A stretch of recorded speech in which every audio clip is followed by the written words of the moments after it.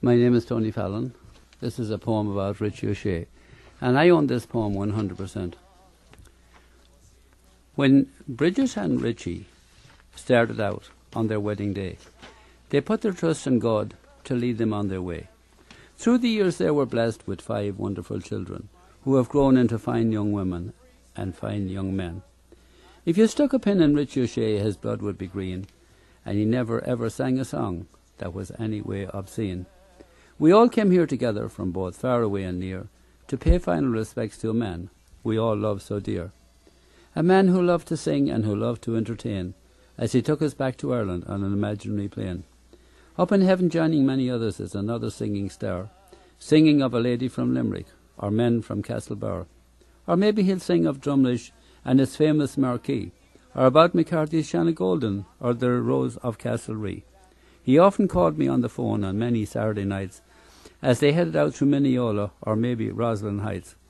One can imagine them practising in Paddy Noonan's vans, rebel songs of the Irish and the hated black and tans. When he sang of Glenamaddy and the byways to his heart, we all thought of other towns from which we did depart.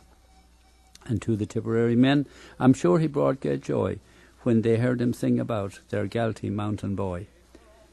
Who can forget the whistling gypsy and the O'Brien boys from Cork, and Richie singing for all of us about the streets of New York.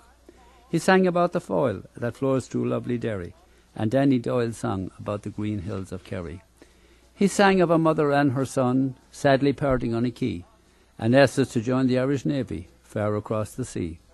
He sang with pride of the bravery of Robert Emmet Bold, and his love of Ireland and the green, white and gold. There were songs he sung which he really made his own, like the one about the border and shone south of Garryowen. He sang of a Castlemaine man who to Australia was exiled, a real colonial boy who grew up mean and wild. He sang with feeling of Kevin Barry who wanted to be shot, keeping his memory alive so his sacrifice is never forgot.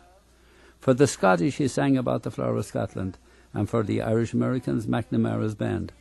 He sang the soccer anthem about the fields of Athenry, about my young man stealing corn so his family didn't die. He made everybody happy when he sang of Ireland's 32 and about Katie Daly and her good old Mountain Dew. He sang of an Irish rebel who had on his head a bounty, and the brave lads who fought the black and tans from Cork County. And he sang of a blackguard looking for a nice young honey. His name was Dan, and she had to have plenty of money. He sang about the 3 pubs in Bohola, one of which was Clark's, when he was singing in the summer around New York's parks. He sang about a Boston burglar who wound up in jail, and his friends who came and did not get him out on bail. He always hoped the Irish people could be on the one road, and he wanted to live where the river Shannon flowed. He would sing about being in Australia at a variety show, or getting a Galway shawl when there's moonlight in Mayo.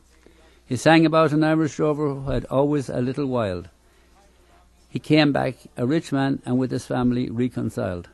He asked all Irishmen to be happy and to often sing songs that we all know and love, like the Cladder Ring. He sang the whimsical song about a bunch of time, but we will all remember Richie for one day at a time. And I know why he sang with such joy about Newport town. Bridget came from there before she wore her wedding gown. Some people have fond memories of cruises on the high seas and romantic dancing to Richie's songs in the midnight breeze. With Richie, Marie Francis, Johnny Handley and Kenny MacLeod, Paddy Noonan's band was supreme and could entertain any crowd.